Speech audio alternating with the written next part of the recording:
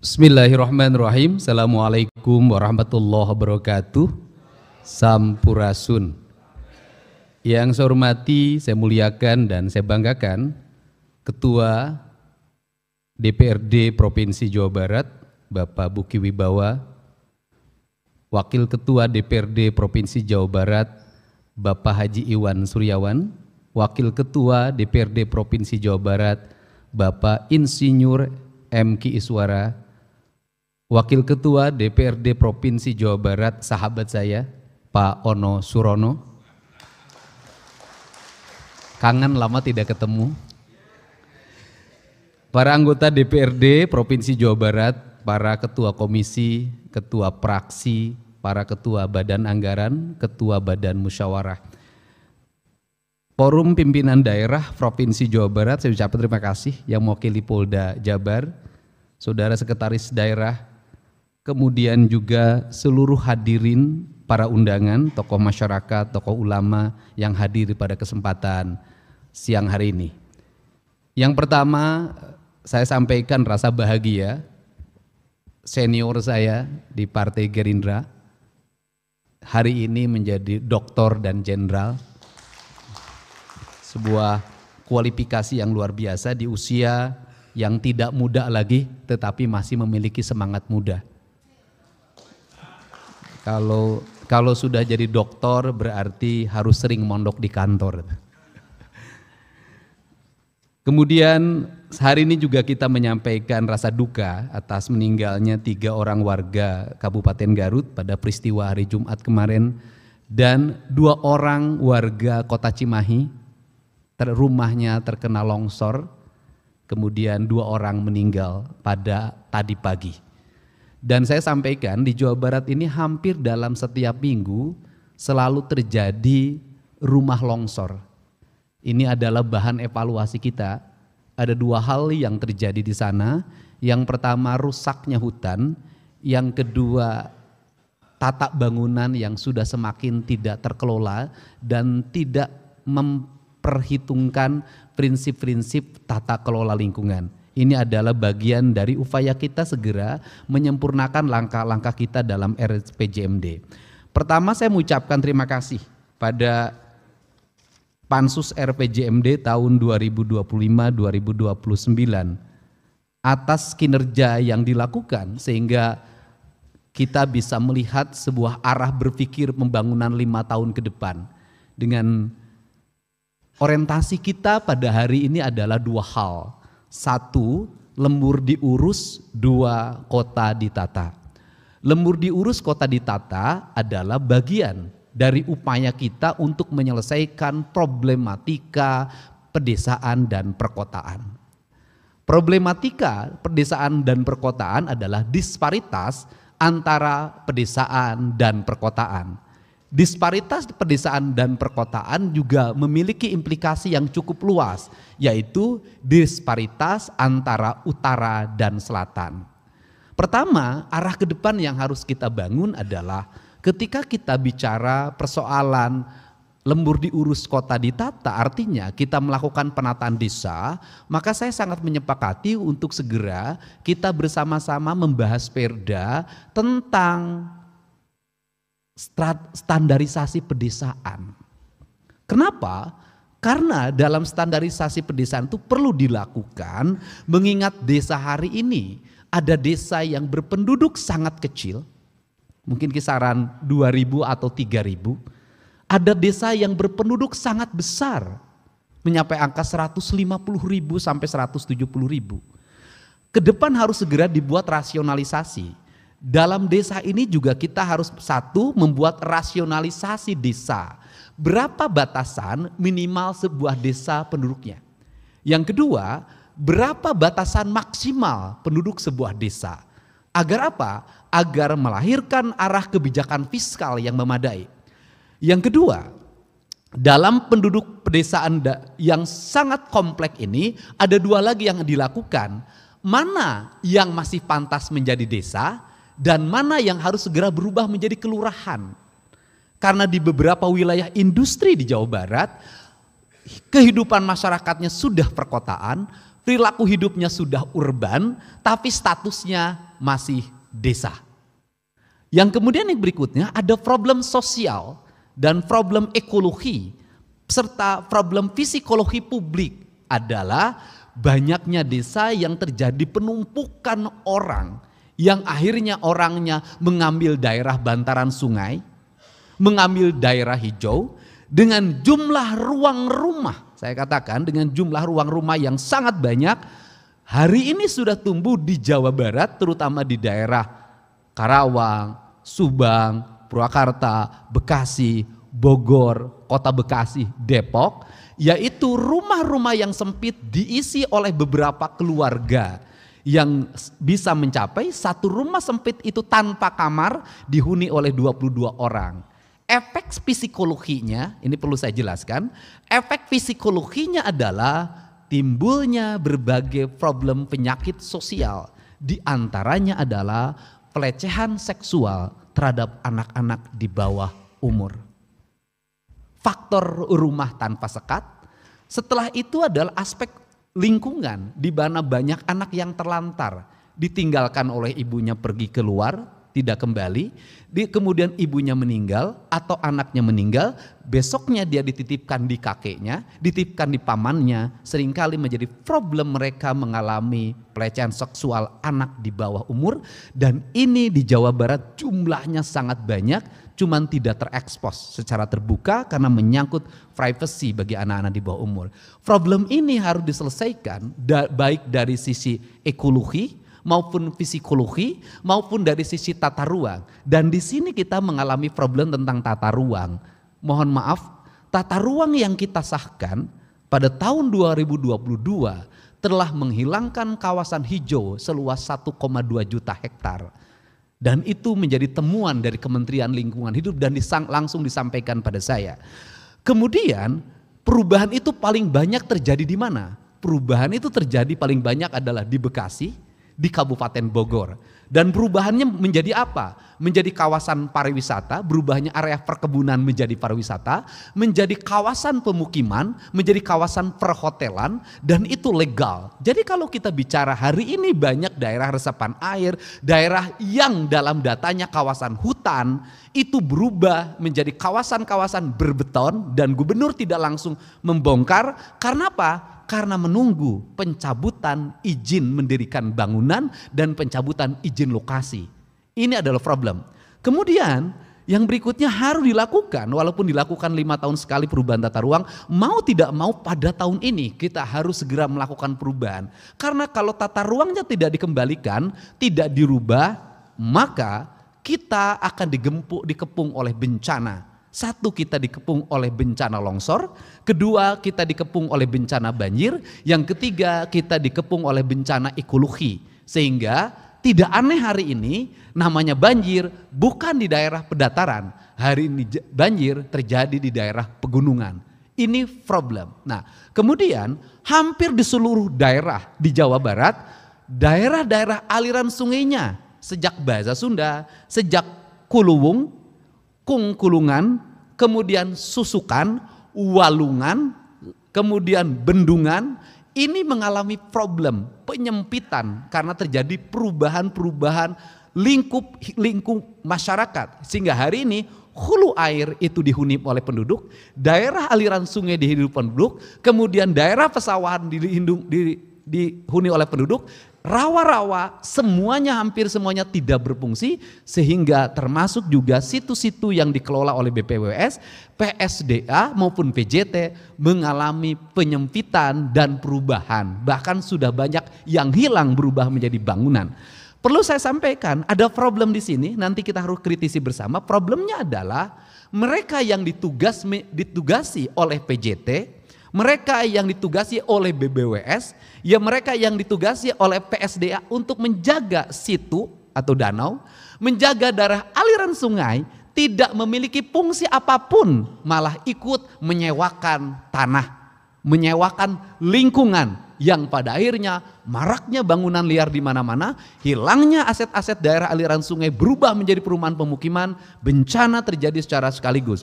Untuk itu tidak ada jalan lain bagi kita kecuali berani untuk melakukan perubahan-perubahan ini secara terbuka, terkelola, terukur dengan biaya yang mahal, tetapi itu bermanfaat bagi kepentingan lingkungan. Ini pertama. Yang kedua, disparitas utara selatan ini juga harus diatur dengan perda. Utara itu mendapat limpahan dari pengelolaan selatan, limpahan air yang menjadi bahan baku pertanian, limpahan air yang menjadi bahan baku perikanan, limpahan air yang menjadi bahan baku industri. Sehingga di utara misalnya yang tumbuh jadi kawasan industri, termasuk di pusat-pusat kota, terjadi lonjakan peningkatan pendapatan daerah sangat tinggi. Tetapi daerah selatannya yang dia menunggu gunung, menunggu hulu air, menunggu hutan-hutan, itu tidak mengalami peningkatan apapun. Kenapa? Karena tidak ada investasi. Untuk itu seiring dengan pembangunan yang berbasis ekologi, sudah selayaknya kita bersama-sama untuk merumuskan zona karbon. Daerah-daerah yang menghasilkan karbon di wilayah pegunungan itu harus segera dihitung berdasarkan perda insentif karbonnya sehingga mereka tidak merubah tata ruang lingkungannya. Yang kedua, harus ada insentif air. Daerah yang menghasilkan air, sumber-sumber air dan harus menjaganya, maka debit airnya harus dihitung. Karena apa? Karena pajak air yang diperoleh hari ini tidak serta-merta terdistribusi secara adil bagi mereka yang menghasilkan air. Karena airnya ada di hilir, hulunya tetap tidak tersentuh. Padahal rusaknya hilir itu diakibatkan oleh rusaknya hulu. Yang ketiga, daerah aliran airnya di Jawa Barat mengalami problem bakteri yang sangat akut. Dan saya mengajak pada teman-teman DPRD untuk segera melakukan penelitian secara terbuka. Kenapa? Seluruh limbah industri, limbah rumah tangga masuk ke daerah aliran sungai, melahirkan bakteri-bakteri jahat dan kemudian masuk ke bendungan yang merupakan daerah penghasil ikan di keramba-keramba. Kapasitas keramba melebihi batas dari 8.000 menjadi 50.000, pakan sangat tinggi, airnya pekat tanpa terkuras dan mohon maaf, bisa jadi ikan yang seharusnya itu menjadi daya protein yang baik bagi tubuh anak kita malah terbalik menjadi ancaman. Apalagi anak-anak kita sering memakan ikan dengan tidak melepas kepala dan insangnya. Ini adalah hal yang penting. Saya katakan misalnya, mari kita lakukan penelitian termasuk penyakit yang dialami oleh anak-anak balita, kehilangan imunitas, kemudian berbagai problem lainnya. Ini serius di Jawa Barat. Nah, ini juga harus menjadi arah kebijakan kita. Kemudian yang berikutnya adalah kita mengalami problem dalam pengelolaan badan usaha milik daerah. Badan usaha milik daerah kita dibuat sangat banyak. Setelah itu adalah terjadinya perpindahan aset. Bukan lagi berada di tangan BUMD, asetnya sudah berada di tangan pihak ketiga. Dan sebentar lagi kalau tidak segera diantisipasi, dilakukan investigasi dan pengembalian kembali aset, maka kita berpotensi kehilangan aset triliunan di Jawa Barat. Untuk itu saya sampaikan pada teman sekretaris daerah, segera persiapkan pengajuan Raperda BUMD, menggabungkan seluruh BUMD di Jawa Barat hanya satu BUMD saja, tidak usah terlalu banyak, satu tetapi terkelola dengan baik. Kecuali Bank Jabar tetap harus dipisah karena itu sudah menjadi sehat dan besar. Ini adalah faktor-faktor yang menjadi problematika di Jawa Barat. Kemudian yang berikutnya arah kebijakan tentang pendidikan. Nah, ini perlu disampaikan bahwa yang disebut dengan rata-rata lamanya sekolah di Jawa Barat 8 tahun itu bukan anak yang sedang sekolah. Tetapi seluruh Jawa Barat dihitung penduduknya dari mulai 1 tahun sampai 99 tahun.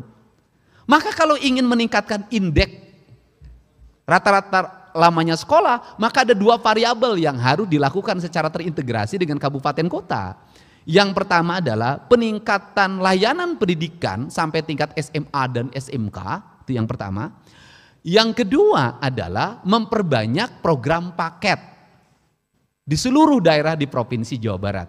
Dengan itu maka lamanya sekolah akan meningkat. Pemahaman rakyat hari ini termasuk pemahaman saya selama ini, lamanya di sekolah diukur berdasarkan survei orang yang sedang sekolah. Nah, jadi kalau indeksnya harus masuk maka dalam perspektif yang paling dekat misalnya RT RW, Linmas, kemudian anggota BPD, kemudian Bamus LPM, kemudian PKK, Posyandu, itu merupakan target awal bahwa mereka berpendidikan minimal SMP atau SMA dan itu bisa masuk di program desa. Di setiap desa nanti membuat program paket dan itu masif di seluruh Jawa Barat. Ini cara strategi yang akan dilakukan. Nah, ini adalah prinsip-prinsip dasar yang menjadi arah kebijakan, arah pembangunan ke depannya. Yang terakhir adalah investasi. Nah, hari ini kita bisa melihat bahwa buka toko manual terjadi antrian. Buka pabrik manual terjadi antrian. Maka konsekuensinya adalah di bulan Agustus ini insya Allah sudah bisa kita gerakan. Walaupun industrinya belum terbuka semuanya, yaitu lamanan kerja melalui media online dan kemudian perusahaan tidak mesti membuka lamanan kerja. Tetapi perusahaan tinggal mengakses data bursa kerja yang disiapkan oleh Dinas Tenaga Kerja Provinsi dan Kabupaten Kota. Kemudian mereka memanggil dan kemudian mereka meninterview, kemudian mengasesmen dan sampai menerimanya. Tetapi seluruh ini tidak mudah karena banyak perusahaan-perusahaan yang memiliki ego sektoral. Mereka juga punya kepentingan para HRD-nya untuk memasukkan orang-orang yang menjadi bawaannya dari kampung halamannya, dari desanya, dari wilayah dia berasal. Ini juga problem. Setelah itu juga ada problem lingkungan di mana seringkali tenaga kerja direkrut itu dikelola oleh lingkungannya masing-masing. Dan seringkali yang berdomisili di lingkungannya tidak menjadi prioritas. Kenapa? Karena dia tidak bisa memberikan uang sehingga ada perubahan KTP segala macam itu adalah bagian dari bisnis ilegal dalam rekrutmen tenaga kerja. Nah, ini adalah rangkaian-rangkaian arah kebijakan yang harus dibangun secara bersama. Kemudian yang terakhir adalah orientasi membangun percepatan dan pertumbuhan. Tadi sudah saya sampaikan, ada daerah penghasil yang kelebihan fiskal, misalnya kayak Kabupaten Bekasi, itu mengangkat ASN-nya tahun ini mencapai 9.000. Karena mungkin kelebihan fiskal. Tetapi di tempat lain, itu dengan P3K saja sudah rontok APBD-nya. Tidak punya lagi kemampuan untuk membayar pembangunan. Nah, tetapi tidak boleh di tempat ini didorong menjadi industri. Yang harus dilakukan oleh saya tadi adalah membangun rasa adil lewat peraturan daerah atau awalnya Pergub yang mengatur tentang jasa pengelolaan air, jasa karbon dan berbagai lainnya. Sehingga nanti orang yang di daerah gunung dia tetap mendapat stimulus dan bahagia sebagai orang gunung, orang yang di daerah pesawahan menjadi bahagia daerah pesawahan. Yang terakhir adalah persoalan kepemilikan rumah. Dan ini problem. Problemnya adalah bahwa satu sisi kita ingin mendorong rakyat kita punya rumah. Tetapi di sisi lain ruang terbukanya sudah hampir tidak ada. Dan harga yang paling murah tanah itu pasti sawah. Pilihan yang paling murah untuk membangun rumah pasti sawah. Karena lahan kampung itu sudah mahal. Lahan pekarangan itu sudah mahal. Ini juga harus ada desain ke depan. Desainnya adalah bagaimana rumah dibangun dengan menggunakan tanah yang tidak terlalu luas tetapi bisa membuat nyaman orang. Nah, misalnya kita kembali membuat peraturan tentang di daerah-daerah tertentu di Jawa Barat sudah tidak diperbolehkan rumah ke samping, tapi harus ke atas. Ini. Dan yang terakhir yang paling dekat adalah urusan penambangan. Urusan penambangan ini di Jawa Barat ini ratusan tambang liar terjadi selama ini, merusak infrastruktur jalan. Ketika ada bencana, pengusahanya tidak bertanggung jawab. Kemudian karena tidak memiliki kemampuan di bidang tambang, tidak punya ahli tambang, dia hanya bisa menggerakkan alat berat, dia tidak ngerti reklamasi. Dia tidak ngerti rencana tambang. Ini the problem. Tetapi kita tahu bahwa di Jawa Barat ada kebutuhan terhadap material tambang. Maka solusinya adalah segera dihitung menurut saya berapa kebutuhan material tambang di Jawa Barat. Apa saja jenisnya Nanti didapatkan dari mana? Ketika didapatkan dari mana? Siapa pengusaha yang memiliki kualifikasi untuk melakukan pengelolaan tambang itu? Jam angkutan materialnya jam berapa? Jenis kendaraannya apa? Melewati jalan apa? Agar tidak terjadi problem akut. Kita yang paling dekat adalah, yang paling bencana menurut saya, yang kematiannya sudah mencapai ratusan adalah Parung Panjang. Bagaimana Parung Panjang itu dikupas, menimbulkan kerusakan lingkungan yang luar biasa. Meninggalnya didata lebih dari 100 orang. Dalam setiap waktu selalu orang meninggal terlindas truk. Kemudian setelah itu diperlukan investasi besar dari pemerintah provinsi yang lebih dari 1 triliun. Tetapi siapa yang menikmati dampak dari tambang itu? Daerah-daerah yang mengalami pertumbuhan pembangunan perkotaan yang dekat Bogor. Sehingga berubah menjadi kawasan pemukiman mewah, kawasan perhotelan. Mereka tumbuh ekonominya meningkat, pajak restorannya meningkat, pajak hotelnya meningkat. Tetapi ini mengalami kemiskinan yang masif. Infrastrukturnya buruk, masyarakatnya terkena debu, terkena ispa, yang meninggal setiap waktu tanpa santunan. Ini adalah problem, dan saya sampaikan untuk Parung Panjang, pemerintah Kabupaten Bogor sudah menyampaikan pada saya tahun depan bersedia membebaskan lahan tambang oleh Pemkab Bogor, dan pemerintah provinsi membangun lahan tambang itu. Walaupun dulu sudah ada penugasan ke BUMD tapi tidak berjalan. Saya cenderung tidak lagi menggunakan BUMD, sudah dibangun oleh pemerintah saja, bekerja sama dengan Pemda Kabupaten Bogor, karena pajak tambangnya kan paling besar masuk ke kabupaten. Nah, ini juga rasionalisasi yang harus dilakukan secara taktis oleh kita bersama. Barangkali itu saja yang dapat saya sampaikan. Saya ucapkan terima kasih. Semoga RPJMD ini menjadi arah kebijakan pembangunan strategis bagi kepentingan Jawa Barat ke depan. Saya ucapkan terima kasih pada semuanya. Salam hormat. Wallahu muwaffiq ila aqwamit thoriq. Assalamualaikum warahmatullahi wabarakatuh. Sampurasun.